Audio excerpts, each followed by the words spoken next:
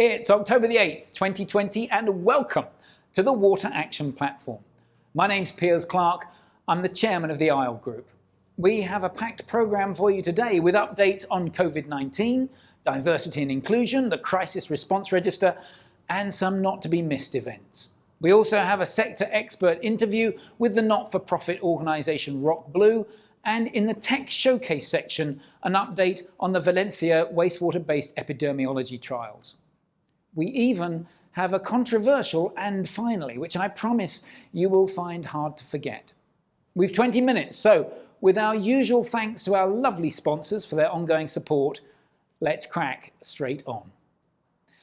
It wouldn't be a Water Action Platform broadcast without a section on wastewater-based epidemiology and how it can help in the global fight against COVID-19, in particular in providing an early warning detection system.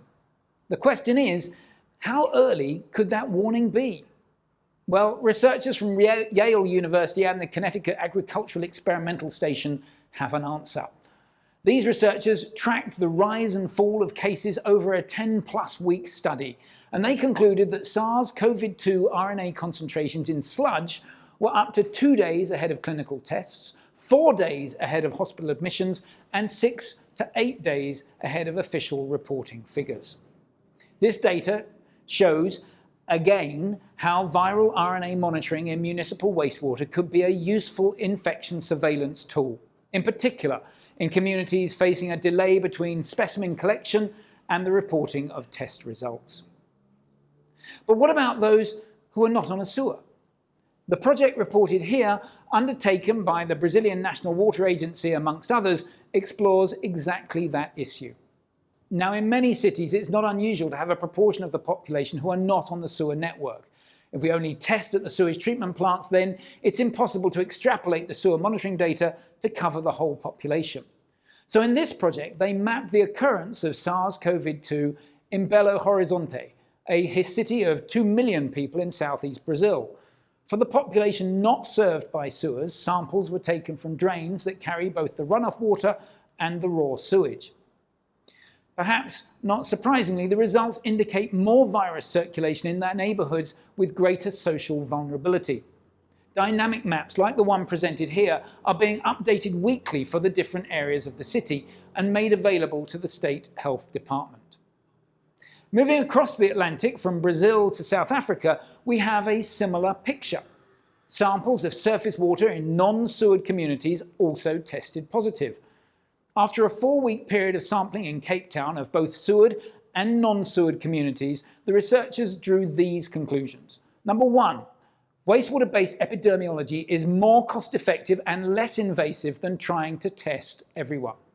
Number two, where increasing trends in viral load are noted, that is when additional clinical tests need to be rolled out. This investment, they argue, is better than going into a lockdown. And number three, regular samples need to be taken over a long period to establish trends and baselines. That can't be done quickly. However, they concluded that translating the amount of RNA found in wastewater into actual case numbers is still impossible. This calculation relies on too many poorly quantified assumptions. For example, the viral persistence in the sewer network and how it varies with flow and temperature. We now come to this paper from our good friends at KWR in the Netherlands. They looked at lessons that have been learned from the wastewater-based epidemiology studies in Europe. In particular, they looked at that recurring question of whether SARS-CoV-2 in wastewater is infectious. The answer is a clear no. They looked at whether COVID-19 health risks from water and wastewater. Again, the answer is a clear no. What learning can we take from this? Well, noting that the audience for this broadcast is mostly people from within the water sector, these findings are reassuring. Broadly, the safety advice has not changed from the start of the lockdown. The adoption of standard good practices and standard PPE for water utility workers is both safe and effective. Moving now to the Crisis Response Register. You may recall that back in August, following the Beirut explosion, we set up the Crisis Response Register. This is a register for water professionals who are open to being approached in times of national or international crisis to see if they can assist. The CRR grows in popularity with over 200 volunteers from 31 countries. There are 3 specific updates I'd like to share today. Firstly, Oxfam Australia, one of the many NGOs and charities that we've connected with, have asked if CRR volunteers, in particular those based around the Pacific, would be available to assist during the forthcoming monsoon season. We connected with the CRR volunteers via email and subsequently shared the details of 32 of our Pacific-based CRR members with Oxfam Australia. Secondly, whilst not directly related to the Beirut blast, we've been asked if the CRR could help provide technical support with an ongoing water contamination issue in a Lebanese village. Technical information is limited, and the local project coordinators are trying to identify the source or sources of contamination. Ultimately, what they want to identify is a sustainable, fit-for-purpose, long-term solution. Well, I'm pleased to say that a number of CRR volunteers have engaged on this issue. And thirdly, we come to REDR. Now, I spoke with the operations director at REDR Australia. REDR have a roster of people who can provide support during times of crisis, which includes some water and sanitation experts, but they'd like more. The REDR roster is for trained, qualified professionals, people who are paid when they go on deployments. Now, to join the REDR roster, individuals need to have both the sort of technical and professional capacity, and they need to have demonstrable experience. They also need to have attended a number of relevant courses, such as security and safety and the essentials of humanitarian practice. Both of these are week-long courses and cost around $3,000 US. Joining the REDR roster is deliberately not easy. It takes time and is a stringent process requiring significant effort and commitment.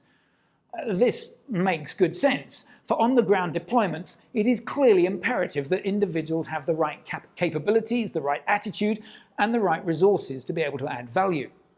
Now, if you want to know more, just follow the links here or send me an email. For what it's worth, I personally am intending to register for the REDR training courses. Realistically, it'll probably take me 2 years to complete all of the training required. But following the conversation that I had with the Ops Director of REDR Australia, I felt particularly inspired to get involved. And it would be great if others wanted to join me on this particular journey. I now want to move on to a new topic for these broadcasts, and that's diversity and inclusion. Earlier this month, Northumbrian Water held their Innovation Festival, and as highlighted in a previous webinar, ISLE coordinated a week-long session on diversity at that festival. About 40 water and sanitation organisations from around the world got involved, and as it became apparent just how bad the water sector is at diversity and inclusion, the passions and the enthusiasm to change things for the better ran high. For example, in the water sector, BAME is represented by just 4%. If we extend our group to include energy and utilities, then it rises, somewhat pathetically, to 5%. 15% is the average across other sectors. On gender, it's just as bad, with 20% females compared to 47% across other sectors. On age split, we have in the water sector a slightly lower than average proportion of 55s and older people, and at 15% compared to a 19% average. Yet we are underrepresented at the lower age range, with just 8% of under 24s. If we don't bring young talent in, we won't be able to replace the wise elders as they retire. Interestingly, if we look at the specific roles, and the numbers tend to get more polarized. 95% of process, plant and machine operators, for example, are male. Why? Thames Water has recently written their job adverts for leakage technicians to make them less gender biased. Encouragingly, they saw an upsurge in female applications. In the 21st century, there really isn't any good argument for gender bias in these sorts of roles. The figures presented here are a tiny glimpse into some of the statistics that were shared during the sessions earlier this month. Insightful and open discussions took place around diversity in its broadest sense. We looked at gender, colour, sexual preference, religion, age, and disability. A comprehensive 200-plus slide deck was produced with data on the good, the bad, and the ugly. This report included examples of best practice and, most importantly, actions that companies should take. There was huge excitement and motivation to keep this discussion going. So today, we are launching the Diversity and Inclusion Knowledge Hub on the Water Action platform. If you want to be part of this, please email either myself or Megan. We welcome you into this group. Now, before we move to our sector expert interviews, I'm going to highlight a couple of events that you might want to consider attending. The first is the Intel Peer Group. Now, this was highlighted on a previous Water Action platform back in March. The first event was held last week. It involved 90 attendees who engaged in online polls and panel-led Q&A. Now, during last week's session, the peer group, as it's now known, explored best practices to advance digitization and highlighted industry strategies and roadmaps to digital transformation. Now, if you're kicking yourself for missing out, the good news is you can hear the discussion via the link shared here. The peer group is for water utilities that have a desire and passion to digitally transform. They meet again on the 19th of November. If you want to be part of it, let me know. The second event I want to share with you relates to Black & Veatch. However, partly by way of introduction, I wanted to highlight this project in Indonesia. It isn't water related, but it's relevant because this was a major construction project being delivered in the new COVID-19 world. Despite all the COVID-19 related challenges, this 6-month project finished 3 days ahead of schedule. It begs the question, how? Black & Veatch point to their 6-step integrated approach to COVID-19 solutions, which are highlighted on this and the next slide. These 6 steps are a comprehensive mix of physical, digital, and analytical measures. Now, aside from the puns, which I'm guessing the marketing team in Black & Veatch had fun with, for example, Cove-Operate and BV Safe, this is a truly impressive program. It touches on all parts of the construction cycle and stands as a good example of what can be achieved if we put our minds to it. Which neatly leads me to this, the Black & Veatch Response Accelerator. This initiative involves 18 organizations, as listed here, working together to tackle COVID-19 with solutions ranging from disinfection to health screening to track and trace. They are holding a virtual demo day which you can sign up for via the link here. We now come to our sector expert, and this week it's Peter Macy, the founder and chief executive of Rock Blue, a non-profit company in the Western Cape of South Africa. Rock Blue helps utilities in Africa secure much-needed financing and respond to challenges in a manner that minimizes water supply disruption. They work to strengthen the relationships between communities, customers, and utilities, and in so doing, enhance the long-term financial viability and durability of the utilities. Joe Burgess from ISLE caught up with Peter to find out how the African utilities have been affected by the COVID-19 crisis. Here is a 3-minute clip of the full interview. As Peter lists out the problems and their mitigations, you will see just how many apply, irrespective to whether you're a utility in Africa or elsewhere in the world. Specifically referring to the COVID-19 pandemic, what are the financial impacts you've observed with the 7 organizations you're working with at the moment? Financial impacts. Well, for starters, the financial stability of most of the utilities in the developing world, including our partners, are fragile at best. Now, add to that the impacts of this historic pandemic, and they're really teetering on partial or complete financial crisis. Most of them, even in the early days of the pandemic, were already seeing 30 to 40% drops in revenue. That's not surprising considering their mandate to provide water regardless of whether their customers pay for that water. The forecasts, however, are for up to 70% drops in revenue. Obviously, a completely unsustainable situation. Thus, we're working with them to predict future scenarios, prepare mitigation plans, conduct rigorous financial modeling, and to immediately engage in the mitigation efforts. And those mitigation efforts are for themselves, for the governments, and for the private sector. So we're worried, but we're working with them day and night to try and get them to survive. And what do you expect the long-term implications to be, for example, 3 to 5 years from now, for the organisations that do survive the immediate pandemic response? That's a great question, and we're getting asked that more and more often. So the long-term predictions are that they will likely all survive, but I could be sadly mistaken. Regardless, they'll all be compromised, damaged, and weakened by this. There are many reasons for concern.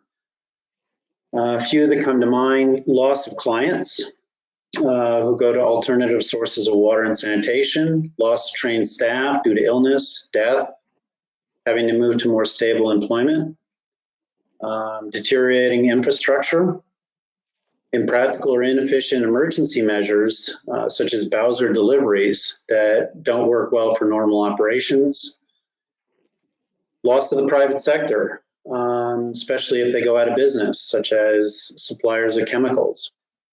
And then lastly is the crippling financial situation that's going to hurt them in the long run. So the emergency measures taken today have to also include minimum levels of effort to address the long-term resilience and durability of these public entities. Examples of that include training and backup staff, more secure forms of payment, such as prepaid meters, privatizing parts of the operation, and working with the regulators to increase rates. So they've got to do both. They've got to work on the emergency, and they have to work on long-term planning as well. As Peter noted, the African utilities were fragile even before the pandemic.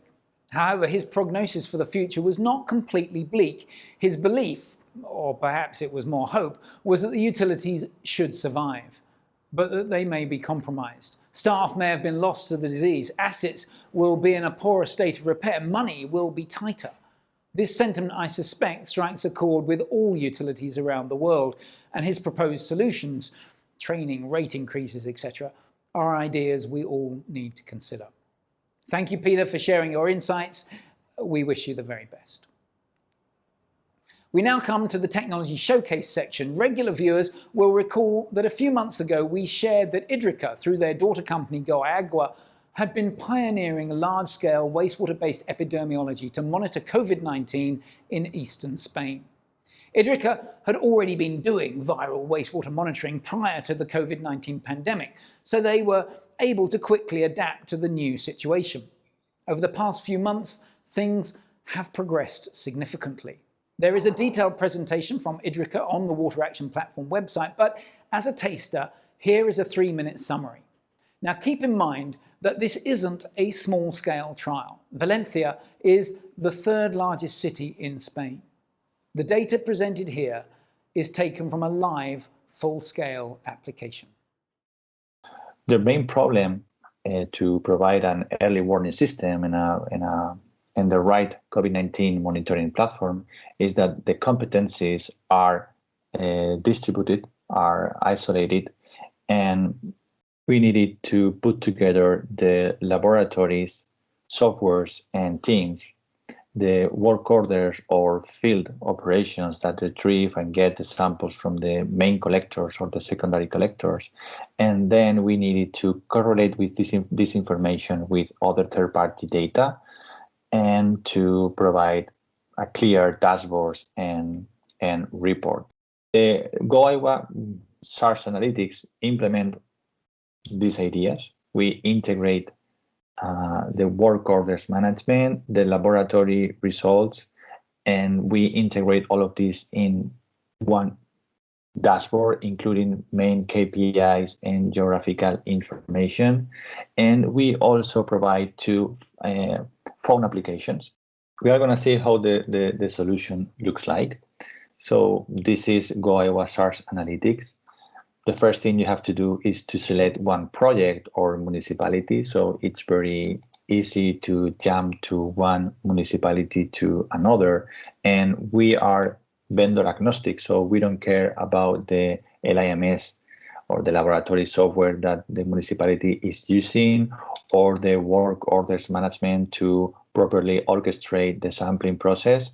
So we understand that GoAigua SARS Analytics is a great tool to monitor and surveillance the evolution of the pandemic at a national level.